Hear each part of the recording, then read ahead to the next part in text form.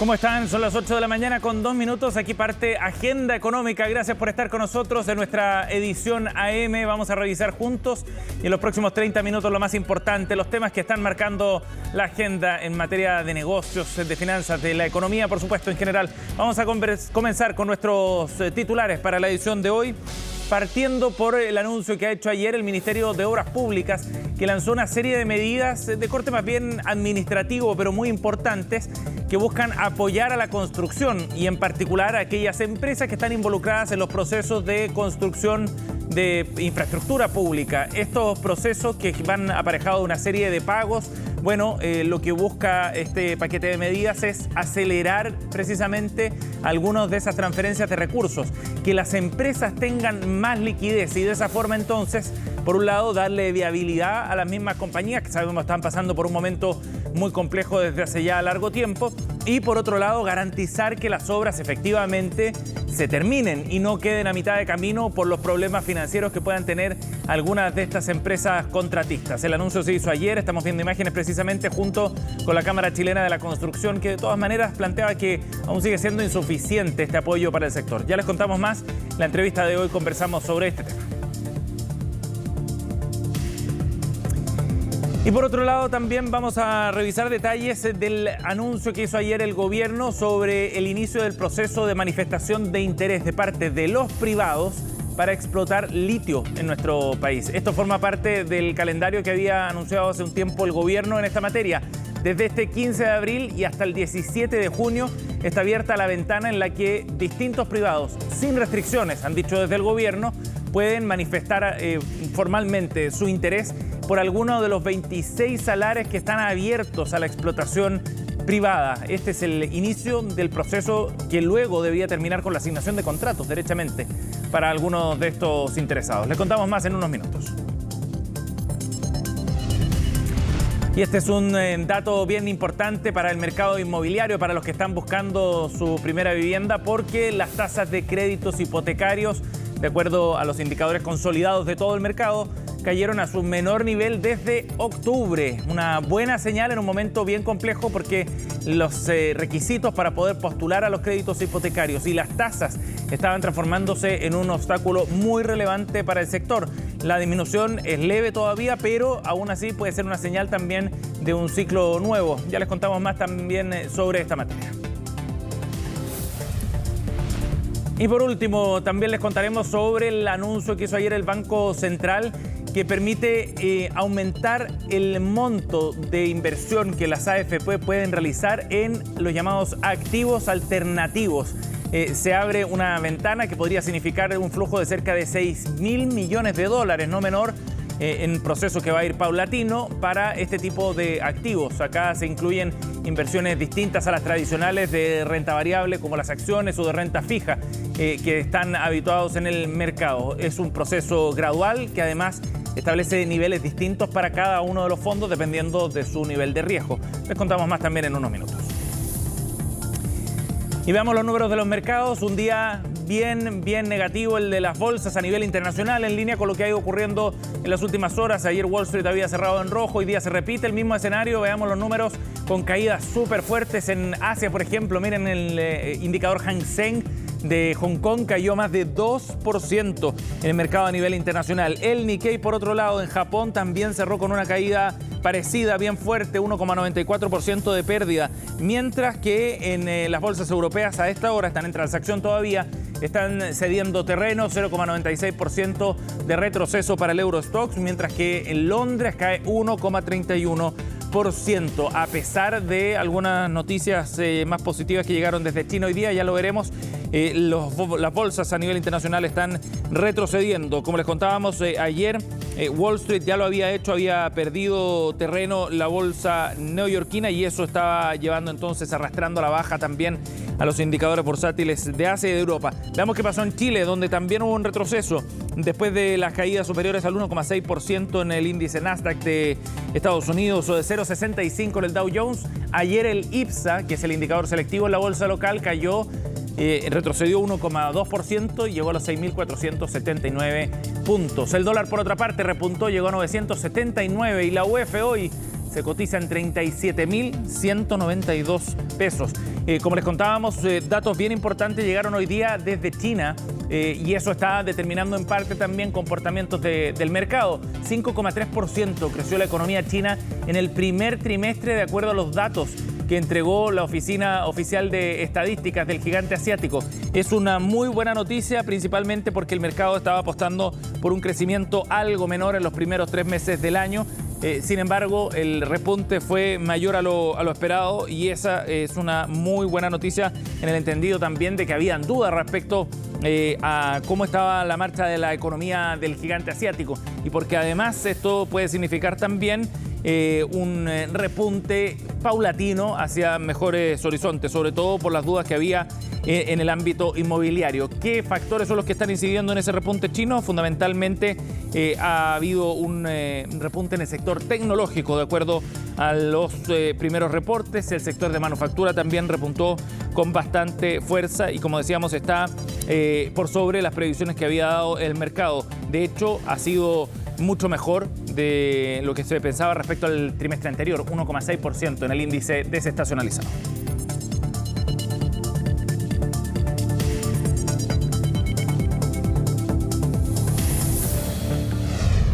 Bien, 8:08. Ya les contábamos, el gobierno abrió ya el proceso para que los privados puedan manifestar interés en la explotación de litio en nuestro país. Esto está enmarcado en la Estrategia Nacional del Litio. El anuncio hace algunas semanas de la apertura de este proceso se concretó desde ayer. Desde el 15 de abril hasta el 17 de junio está abierta la ventana entonces para que los privados, sin restricciones, han dicho desde el gobierno, puedan postular y manifestar su interés, básicamente, respecto a alguno de los 26 salares que están a disposición de la explotación privada. Corresponde a cerca del 18% de la superficie de salares en nuestro país, de acuerdo a los datos del gobierno.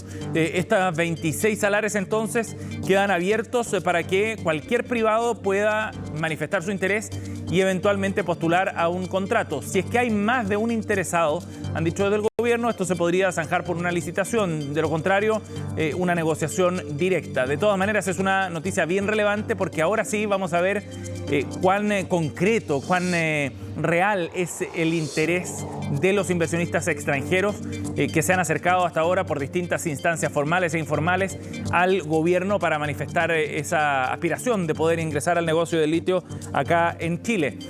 Va a ser una manifestación concreta, veremos cuántos interesados hay y cuán competitivo es también todo ese proceso para que se hagan cargo de la explotación de algunos de estos 26 salares. Recordemos que aquí están marginados al salar de Atacama y Maricunga, donde hay presencia estatal principalmente a través de Codelco y Enami. Son 26 salares distintos, más pequeños, por cierto, los que quedarán abiertos a esta disposición y sin restricciones, como decíamos, lo que significa que cualquier empresa de cualquier país, con o sin presencia estatal, podría eventualmente aspirar a explotar alguno de estos salares.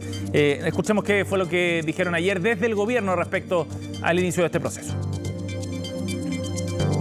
No es un proceso de selección, es que nos expresen interés respecto de este 18% de sistemas salinos que tiene nuestro país. Por lo tanto, acá más que seleccionar a quienes tienen interés, lo que hacemos es saber en qué espacios está dicho interés.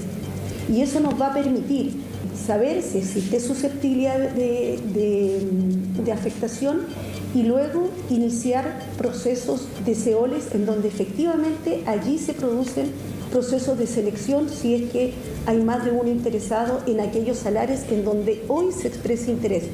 Entonces, hoy día no hay un proceso de selección. Acá lo que hay es una expresión de interés respecto de dónde el mercado está disponible para desarrollar procesos de exploración y explotación del litio.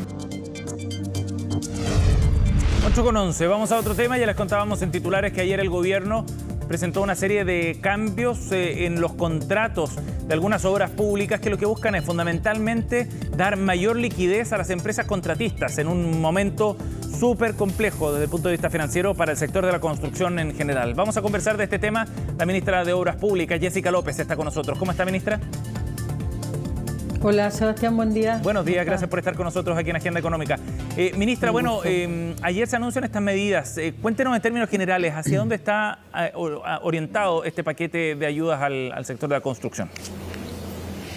Bueno, este es el segundo paquete. El otro lo lanzamos el año pasado, el 2023, y son un conjunto de medidas que trabajamos en el Ministerio y después se procesan en términos que tienen que ser autorizadas por la Contraloría General de la República, en fin, de manera de que podamos mejorar los procesos internos del Ministerio para darle más agilidad a todo lo que tiene que ver con la licitación y la ejecución de nuestra cartera de obras y además entregar más apoyo financiero a las empresas, porque ya, bueno, yo lo he dicho, la banca se pone un poco mezquina cuando la situación económica se aprieta. Así que como en el Ministerio podemos también hacer algo al respecto, eso lo estamos incorporando. Y en este punto en particular, ministra, el de la liquidez, ¿qué significa eso para las empresas contratistas? Mire, en primer lugar, a partir de este año instruimos a todos los servicios dentro del Ministerio de Obras Públicas de el otorgamiento de anticipos para los contratistas de hasta un 20% del valor de los contratos. ¿Ya? Todos los contratistas que se ganen un contrato con el MOP tienen el derecho a pedir este 20% de anticipo, o sea, es plata para iniciar las obras. De acuerdo. Adicionalmente, hemos adoptado la medida de que, en la medida de que los contratistas vayan avanzando en el trabajo, podemos ir liberando las garantías que ellos están obligados a poner. Cuando alguien se gana un contrato tiene que poner garantías, boletas de garantía en general. Sí.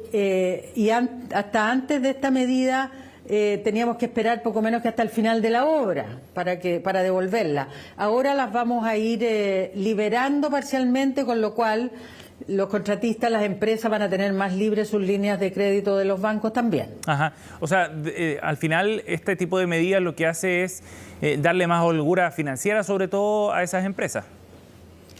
Sí, esa es una parte bien importante. Voy a agregarle otra, Sebastián. Sí.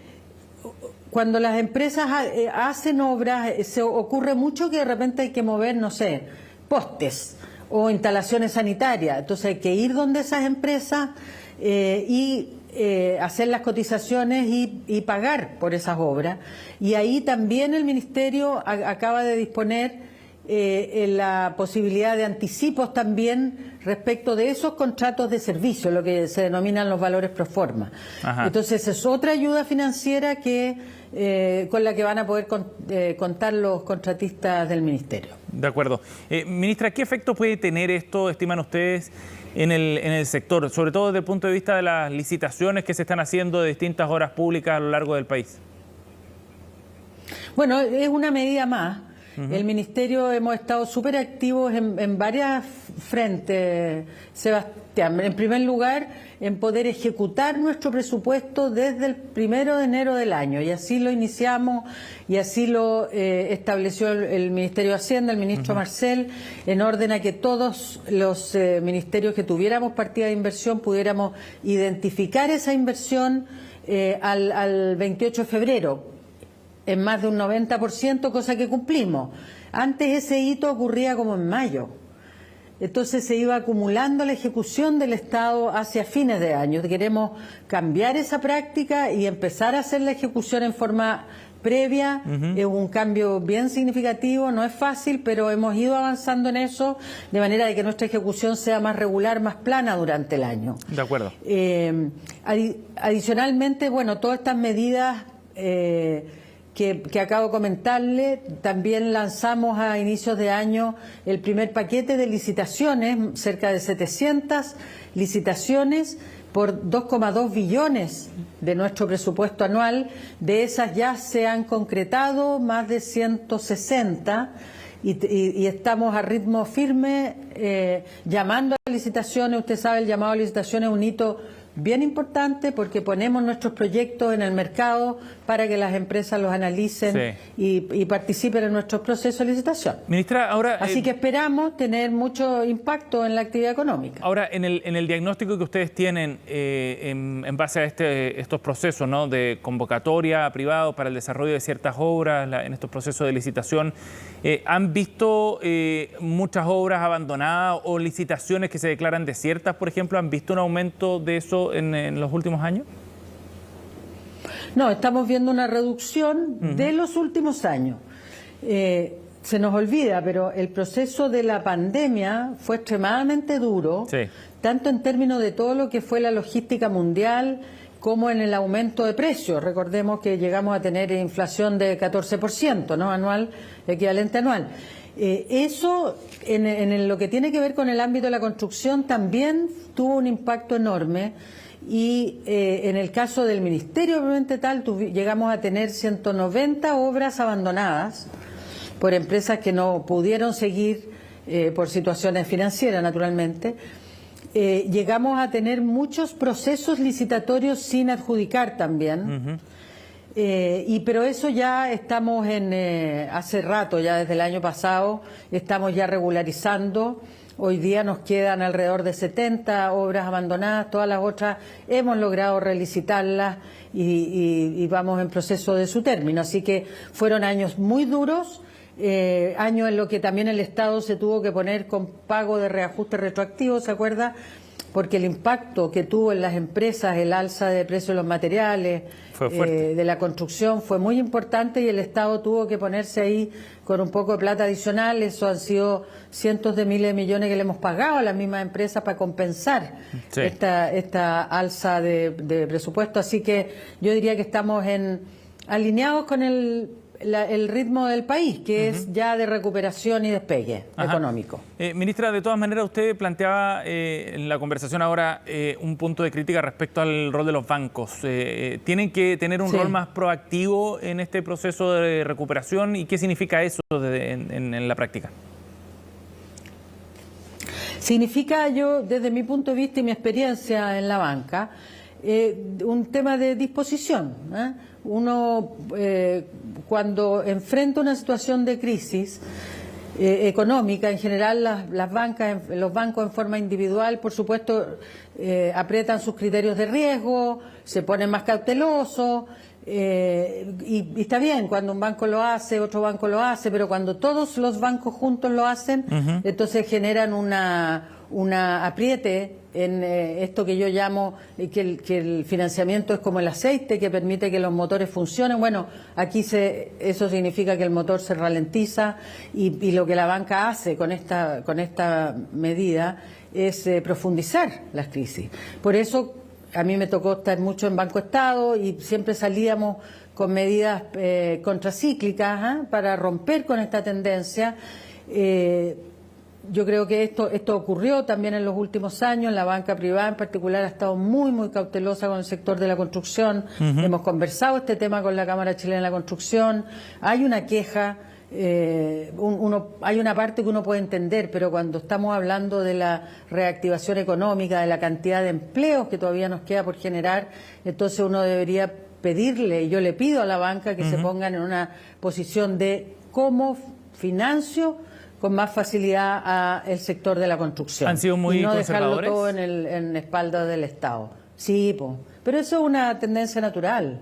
Y lo que pedimos es que se rompa eso y con cuidado, porque el Estado también ha dispuesto, Sebastián, medidas de apoyo, ¿no? Ahora ya se aprobó la ley que mejora, digamos, esto del Fondo de Garantía también para la construcción. Entonces, el Estado pone instrumentos a disposición de la banca para que tenga una actitud más proactiva, y eso es lo que esperamos todos, ¿no? Ministra López, muchas gracias por conversar con nosotros esta mañana. Bueno, un gusto, que estés muy bien. Gracias, hasta luego. 8 de la mañana, 21 minutos, pausa y ya seguimos con la agenda económica.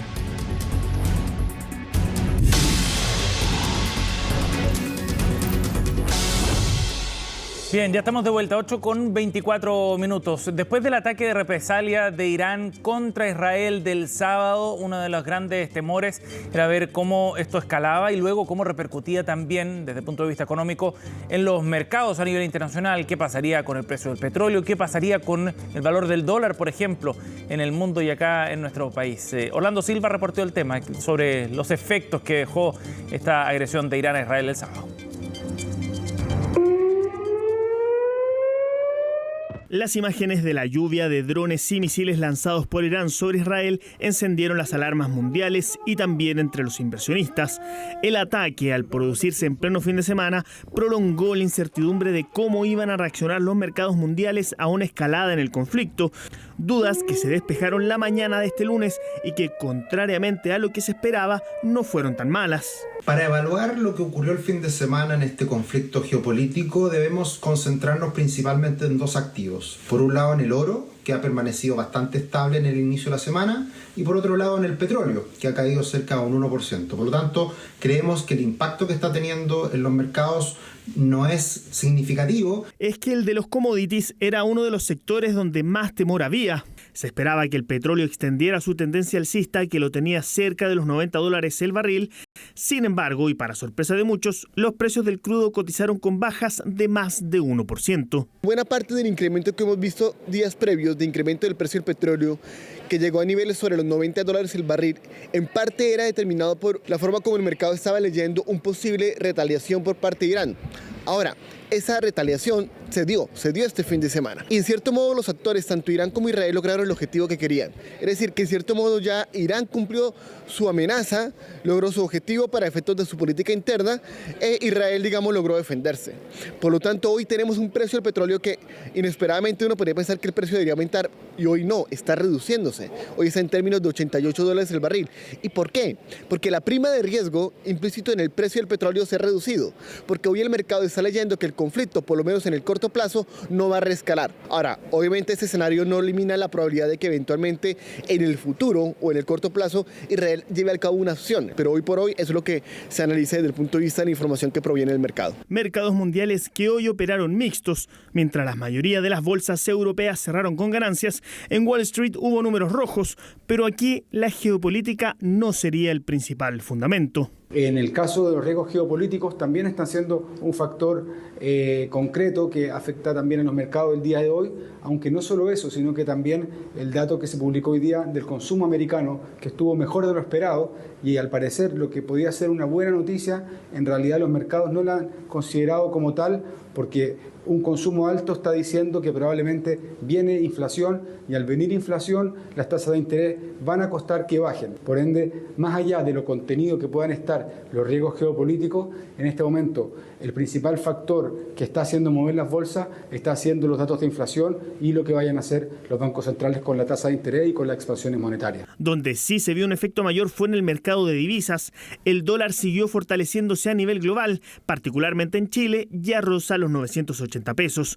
Según los expertos, tal como los índices bursátiles, influyen los últimos datos macroeconómicos de Estados Unidos, aunque en el caso del billete verde, el conflicto bélico sí tiene mucho que ver con este movimiento. Hay que considerar que cuando tenemos situaciones bélicas como las que vivimos el fin de semana, se suele buscar como refugio lo que es la parte de liquidez. Y cuando hablamos de liquidez, por supuesto que la moneda que más se suele buscar es el dólar. Bajo ese punto de vista, el dólar suele apreciarse en hechos de esta índole cuando existe inestabilidad e incertidumbre en los mercados globales, en este caso por una situación bélica. Por otra parte, conocimos datos bastante favorables en Estados Unidos. Esto también apoya una apreciación del dólar, ya que el mercado estaría anticipando que la Reserva Federal de Estados Unidos demoraría más aún en bajar los tipos de interés. A la espera de ver cómo evoluciona el conflicto, quien hizo un llamado a la calma fue el ministro de Hacienda, que en Tolerancia Cero destacó que el país ha recuperado gran parte de las herramientas que le permiten estar preparado para este tipo de shocks. Si el conflicto escala y alcanza proporciones mayores, por supuesto, no solo afecta a los precios de los combustibles, va a afectar muchas cosas en la economía mundial, pero nosotros durante el último par de años, junto con estabilizar la economía, también hemos ido recuperando parte de las holguras que tradicionalmente nos ayudan a enfrentar estas crisis. Por ejemplo, ha aumentado la capitalización de la banca, hemos recuperado los fondos soberanos, se ha recuperado el mercado de capitales. Entonces, cuando uno tiene un mercado de capitales local que funciona bien, los efectos que puede tener la inestabilidad externa sobre el tipo de cambio no influye tanto sobre la economía. La mala noticia para los bolsillos es que a pesar de esta calma en los mercados, los actuales precios del petróleo y del dólar hacen prácticamente inevitable que sigamos viendo alzas cercanas a los 30 pesos en los combustibles cada 3 semanas durante los próximos meses. 8:30, así nos vamos. Gracias por acompañarnos en Agenda Económica en Minutos. Partimos Noticias Express con Frecia Soltov.